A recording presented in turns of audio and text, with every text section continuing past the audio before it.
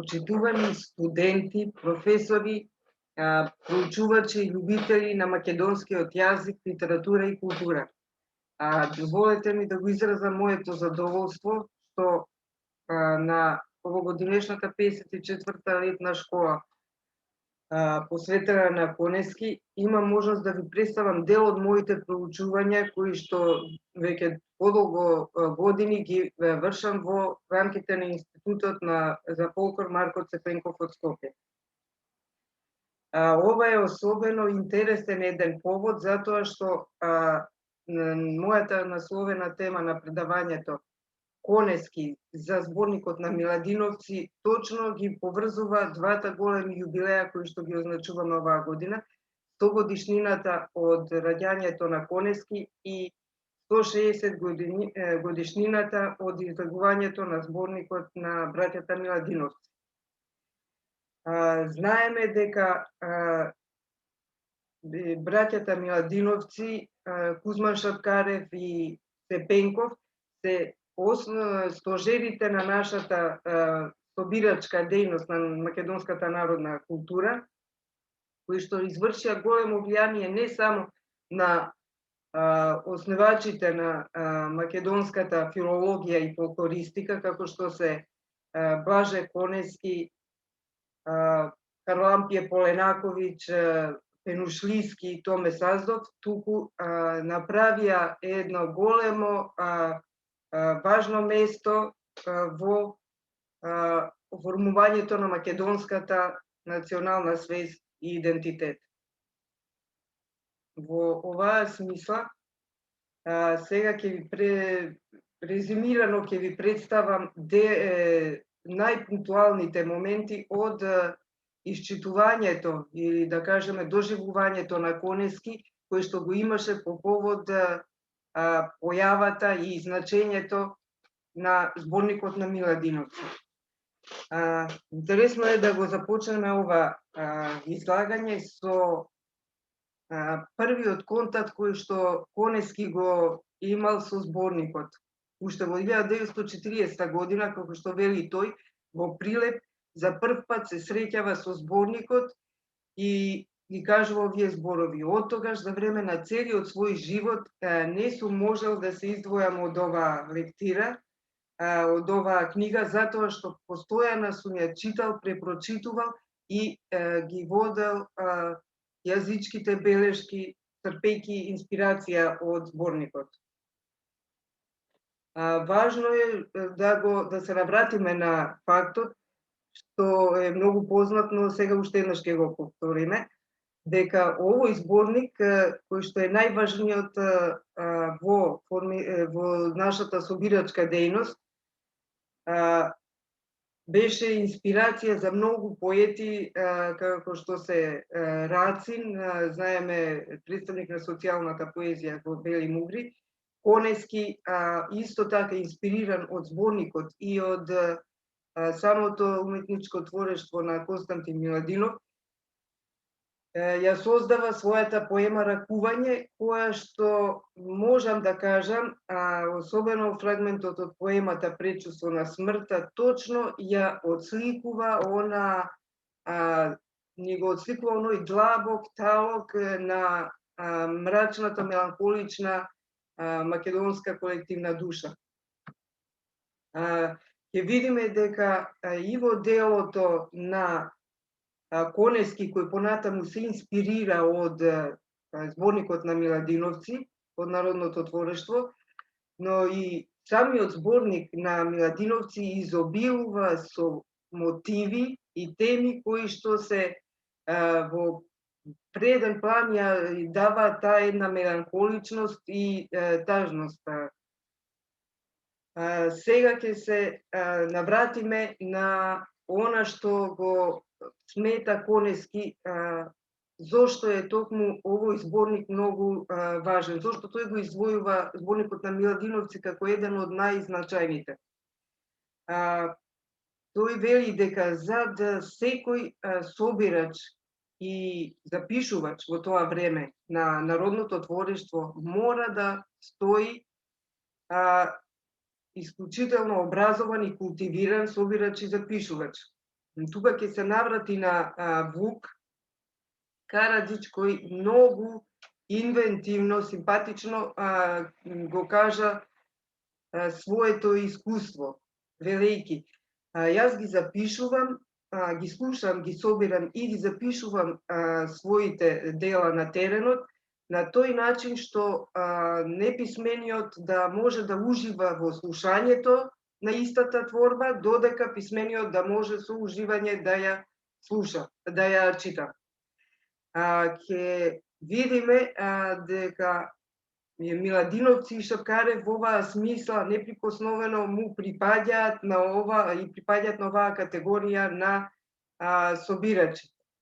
Додека Конески за Цепенков ќе каже дека за голема негова жал, мислам на Конески, зад големиот талент кој што го поседуваше инвентивниот и интуитивен собирач Цепенков, сепак можело да во подлогата да стои малце пообразована и култивирана една собирачка личност, но сепак мораме да го истакнеме значењето на Цепенков како еден извонреден собирач во доменот на македонската проза.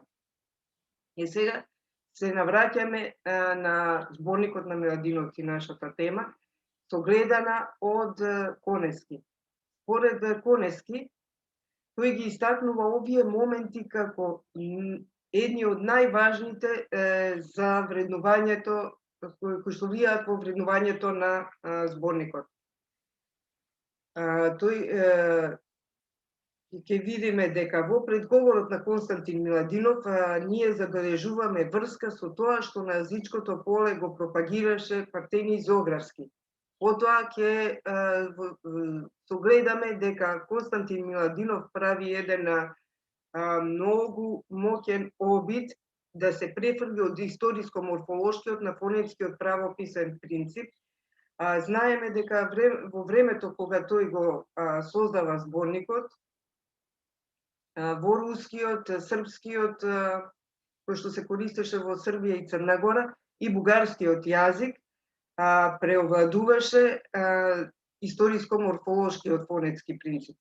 Од таа гледна точка, многу ни е значајна неговата идеја и, да кажеме, успешен обид да се префрли колку што е возможно на фонетскиот правописен принцип, затоа што, како што гледаше самиот Константин Миладинов во предговорот, вика, се обидував да се доближам до изговорот на самиот збор, да го фатам изговорот на самиот збор, што за нас фолклористите е особено важно.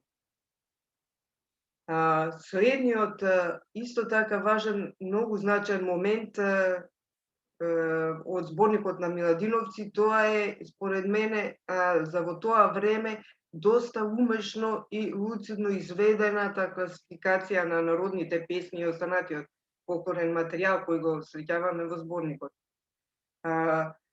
Ја знаеме сите многу добро класификацијата на Константин Миладинов, кој што ги дели на самовилски, други стари црковни, јуначки, овчарски, ајдуцки, жалјовни, смешни, лазарски, жетварски, играчки и така натаму, и други некои верувања.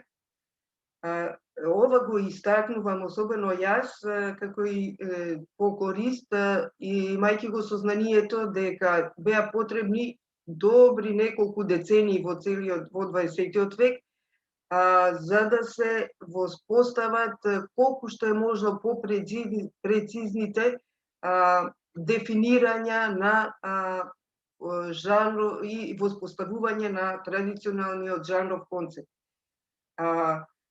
Значи, не е ни малку лесна оваа работа, имајќи ги во предвид пред се факторите дека самата творба македонска која што е сместена во одреден зборник потекнува од самиот народен живот. Тоа значи дека една иста творба е тематски, жанровски може да припаѓа на два жанра или да биде истовремено дел од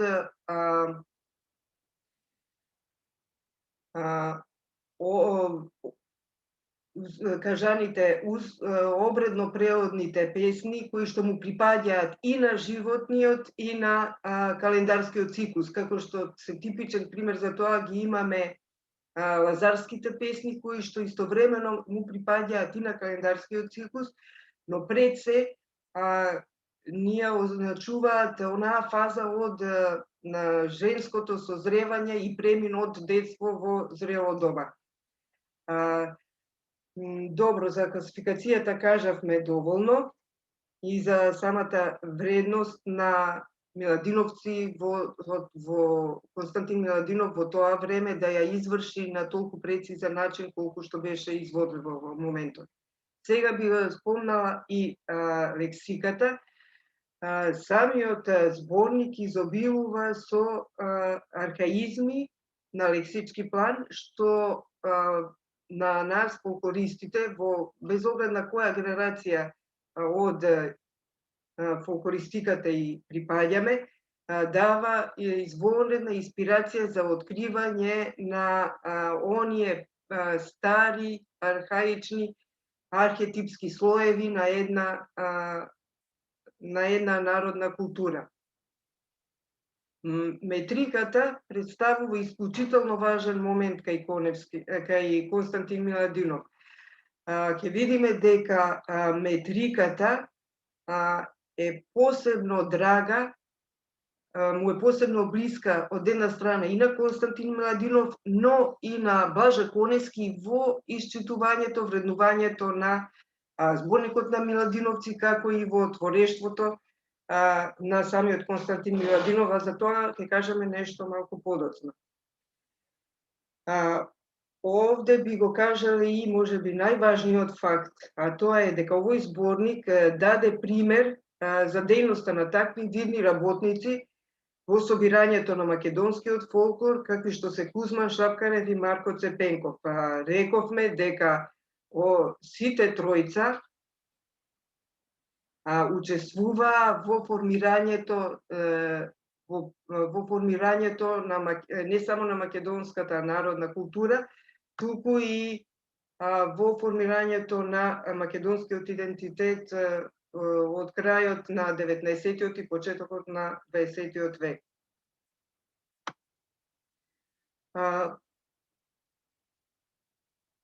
Конески смета дека Константин Миладинов извршува многу прецизни и инспиративни и видувања своји за метриката која што е присутна во зборникот. Тој сваќа дека со некои размери традиционално се врзува содржината од определен карактер. Така, например, 4-сложниот и 6-сложниот стих се употребуваат со еднакво течение на бистри и лесни изрекувања, додека 12-сложниот повеќе се употребува со еднаква сразмерна бистота како што тој ги нарекуваше жаловни изреквања.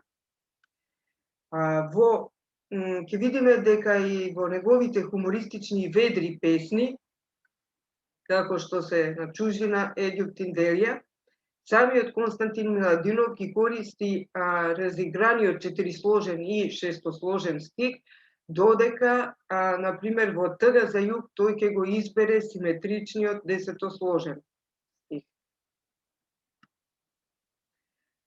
Во вреднувањето и исчитувањето и доживувањето на зборникот на Миладиновци, за нас фолклористите се особено важен самиот корпус кој што е внатре сместен, затоа што како истражувачи на народната книжевност и на народната култура особено ни се важни мотивите, тематските целини кои што се сместени во зборникот. Нашата потрага по евентуалното потекло од каде една песна може да води потекло или на кој начин е настаната, во какви околности, во кој културен контекст, представуваше можеби најдолг еден период во историјата на фолклористиката, главен предмет на истражувањата. Втор момент кој што е исто така важен, поврзан е со народното творештво кое што е сместено во зборникот на Миладиновци, тоа е изволедната песна Тга за југ. Според Конески, Тга за југ е една од првите извонредни образци на македонската уметничка песна. Една вододелница се поставува спрема нашата народна поезија по пат на усвојување на уметничката поетска експресија, како што ќе каже самиот Конески. Во оваа песна Константин Миладинов успева да прави истовремено извонредна симбиоза помеѓу народната песна, македонската народна песна и она што Конески ќе го нарече зачеток на уметничката македонска поезија. Во песната гледаме дека Константин Миладинов користи рима, кој е еден исклучителен белег на романтичарската европска песна, уметничка песна, белег на романтизмот. Од друга пак страна, гледаме дека во истата песна се јавува неудвојување на објектот и испуштање на членот, што според Конески многу јасно представува припојување кон народната песна. Еве ги стиховите. Да видам Охрид, струга да видам, тамо зората греит душата и сонце светло зајдвид гората. Понатаму, употребата на неслоговната форма на предлогот В исто така се јавува во оваа песна како една реминисценција, односно поврзување со јазикот на народната поезија. Еве го точно примерот, имаме в гората во 26-тиот стих. Покрај тоа се среќава и формата на прилогот, как е точно наведено како овде во 7-тиот стих. Покрај тоа ја среќаваме и архаичната форма на определената придавка во изразот пат далечни.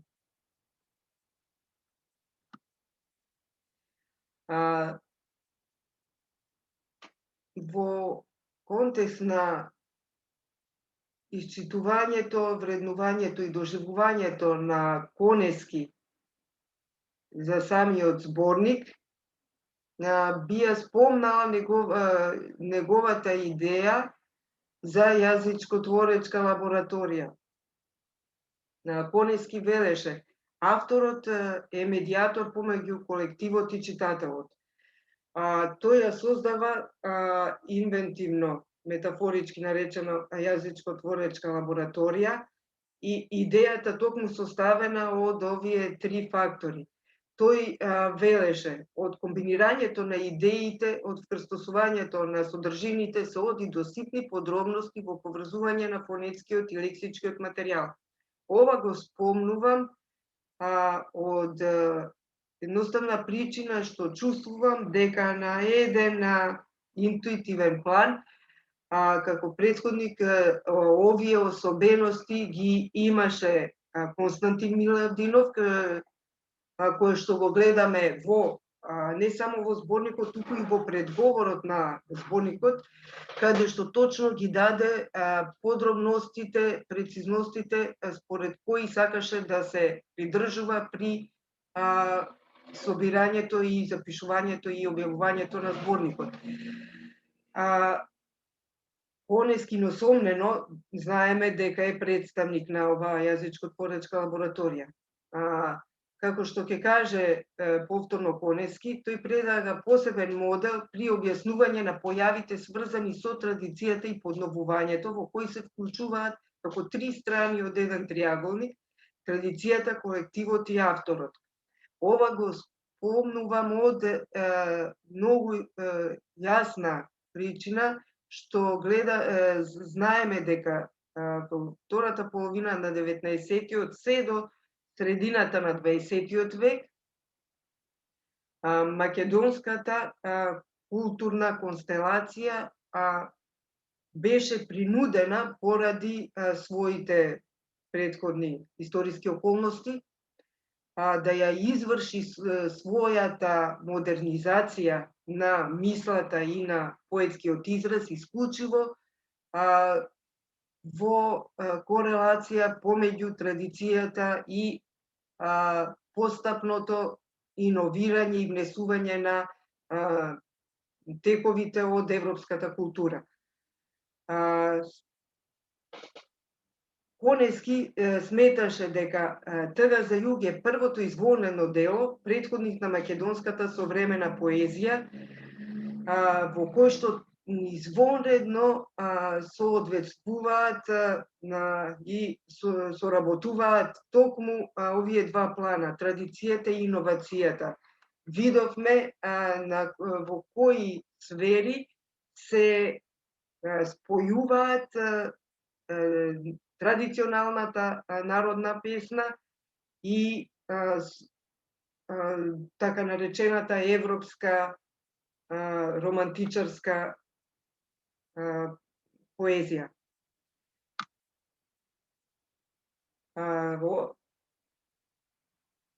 Сега би спомнала уште еден момент кој што ги врзува според мене двата големи мислители во македонската култура. Мислам на Конески и повторно се навраќам на Константин Миладинов.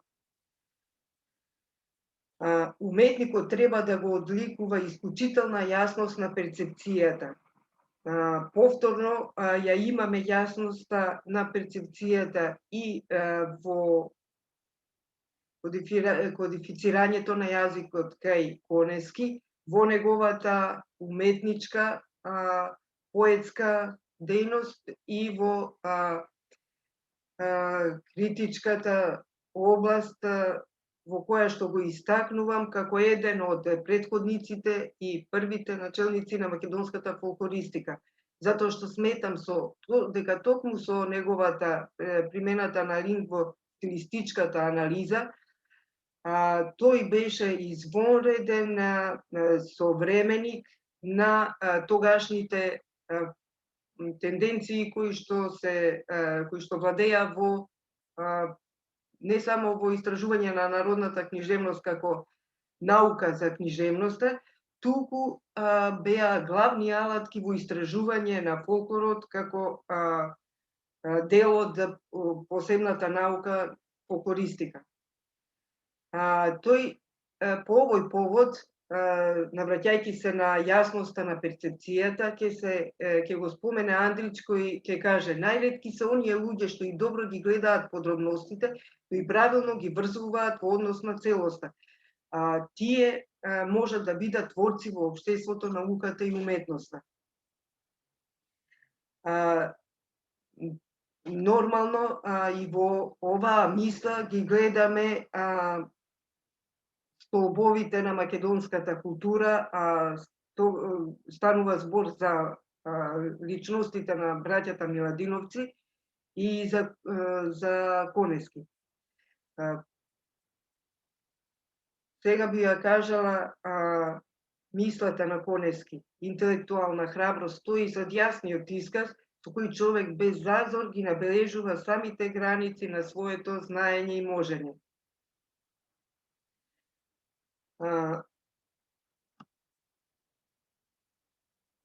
Ова предавање посветено на двата столба во македонската култура, кои што веќе знаеме кои се, станува збор на Конески и браќата Миладиновци, би го завршила на еден со преглед на тоа на нивното значење во рамките на фолклористиката. Без оглед на кој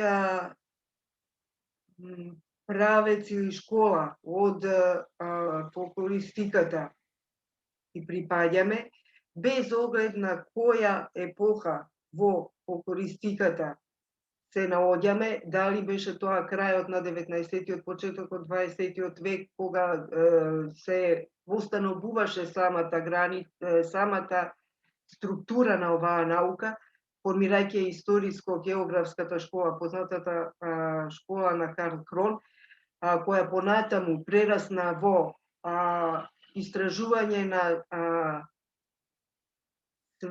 мотивите на светската народна литература, дали станува, без оглед дали станува збор за структуралната анализа која се јави како еден главен белег од средината, особено 60-70-тите години од 20-тиот век, или некој друг правец од фолклористиката, ние не смееме да помислиме да ја истражиме македонската култура, македонскиот фолклор, да не ги земеме во предвид зборникот на Миладиновци на народни песни и Коневски пред се со неговото согледување на Миладиновци, тука би го надоврзала и неговото само поетско творештво кое беше инспирирано од народната поезија. Знаеме дека тој ги создава како први творби во културниот контекст во кој што се формира македонската фолклористика, тогаш ги создаде и Везилка и Тешкото, би го спомнала овде и неговиот труд, кој за мене има особено значење, тоа е анализа на едно дело кое што тој самиот го снимил, го забележал на терен, согледувајќи дека истото не представува автентична македонска творба, туку сосем природно, најнормално, представува една реминисценција и варијанта на еден мотив од псевдокалистеновата Александрида. Ова го спомнувам од факт, од едноставниот причина што сметам дека како истражувачи на фолклорот мораме многу студиозно, прецизно да им се навраќаме на мотивите, темите,